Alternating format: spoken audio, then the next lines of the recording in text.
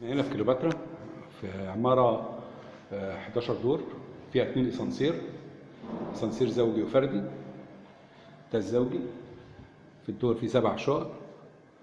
نخش نلاقي شقة ما شاء الله متوضبة جامد قوي، مساحتها 160 متر.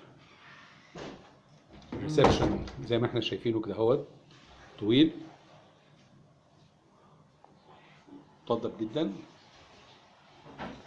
نخش هنلاقي على اليمين حمام صغير، وبعدين مطبخ متوضب وفيه غاز طبيعي. ده الريسبشن وده مدخل الشقة. في الصالون، وبعدين في صالون تاني، وبعدين في سفرة. بنبص هنا في حتة ليفينج روم صغنونة، بصة عندها بلكونة صغيرة أو بلكونة كبيرة كمان مش صغيرة، بصة على شارع.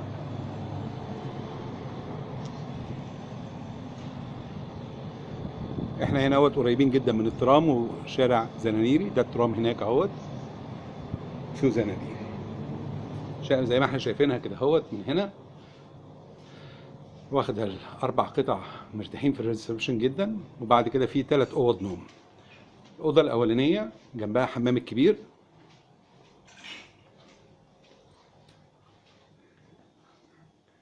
حمام واسع. وبعدين دي الاوضه الكبيره.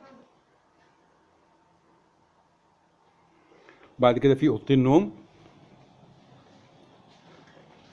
اوضه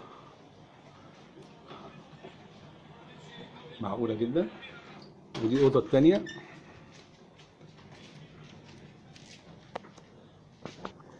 دي الاوضه الثانيه